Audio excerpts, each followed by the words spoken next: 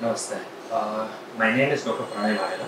I'm a physician at my own hospital, which is situated at Bhavana. During this pandemic, uh, I think we all have focused our attention shifted to the corona, and we are all facing it. But the diseases like hypertension, dyslipidemia, and heart attack does not go away with the corona. And many people fear during this pandemic to go to hospital uh, because of the corona. But the heart attack is a medical emergency. So I am going to talk about a little bit about heart attack today. You know, heart is a very specialized organ which pumps blood for our body. Blood takes oxygen and nutrients to all the parts and organs and all the cells of the body through the vessels, blood vessels. Now, heart is specialized because it functions right from your birth till you die. Continuously, it keeps on pumping throughout. Every second, heart has to pump. If heart does not pump, person will definitely have problems.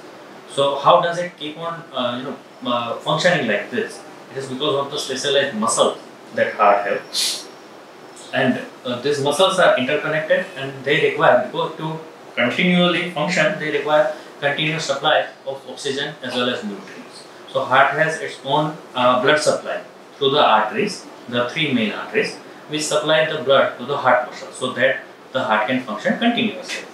Now, what happens is sometimes this blood supply gets interrupted due to many reasons, but when it gets interrupted, that is when it is called a heart attack in layman language, or a myocardial infarction in medical terminology.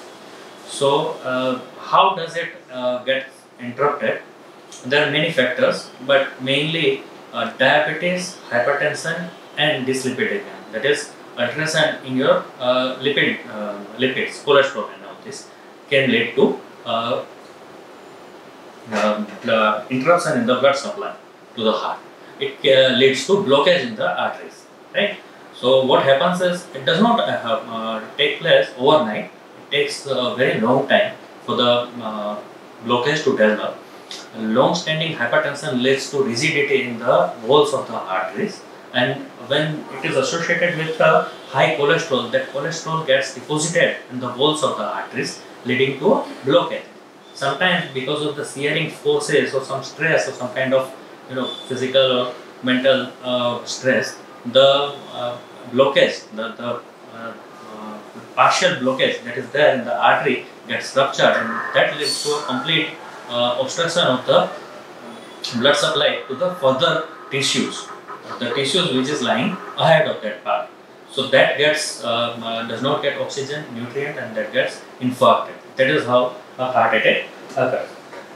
Some of the factors like aging or male sex or genetics cannot be modified, but some of the factors like hypertension, diabetes can be controlled. Your diet and exercise can be modified, and your smoking, alcoholism, etc. can be avoided. So that will actually help you in getting or preventing the heart attack. So what should you do is focus on those preventable factors. Right. Now, coming to what are the symptoms of heart attack, we all know it is chest pain, crushing or squeezing kind of chest pain right in front of your chest. It's called precordium in medical terminology. But what people don't know is that pain can radiate, or yes, sometimes the patient may not have any pain at the chest. Sometimes the pain may be at the jaw or the neck or the shoulder, right shoulder or left shoulder. It does not matter if only left shoulder does not mean you have a heart attack. Sometimes the pain in the right shoulder can also indicate some problem with the heart blood supply. And even the pain can be in the upper part of epigastric. This is most common, and we Indians usually tend to avoid or ignore this epigastric pain as non-cardiac pain or something associated with acidity, which is a very big misnomer. And there have been incidences where patients have actually undergone a heavy or large myocardial infarction with only epigastric pain, and patients have avoided that or ignored that. So we should at least also look for this symptom, which is associated with a perspiration. a diaphoresis kind of, and Gabhraman, which is very common. Okay. So basically, when an MI occurs, it's a medical emergency. Why it is a medical emergency? Because the heart tissue is dying. It can lead to heart failure. It can lead to disturbance in the heart rhythm, which is known as cardiac dysarrhythmias or arrhythmias, which can lead to death also. So it's a medical emergency. And in such emergency, what is the treatment you have to go for? So basically, you have to go for a, you have to seek medical help as early as possible. Do not ever ignore the symptoms, considering that this is just an acidity, or this can lead to catastrophic outcomes.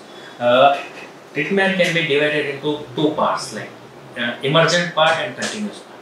So emergent part, we all know we have to go for a ECG, go diagnose the heart attack, do a coronary catheterization, find out the blockage, and do a balloon and then stenting.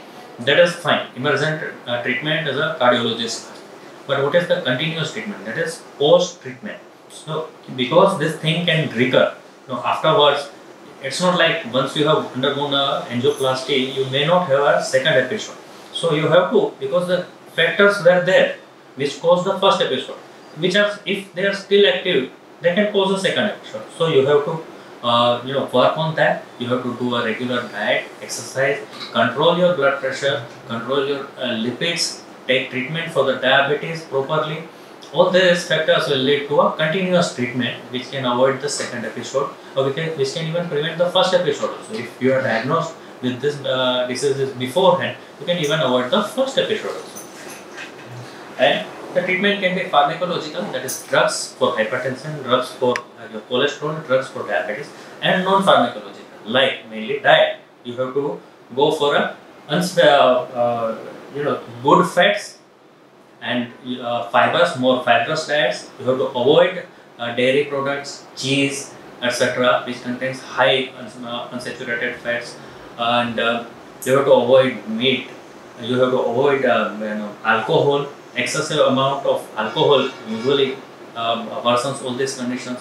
You have to stop smoking. All these are necessary steps in preventing heart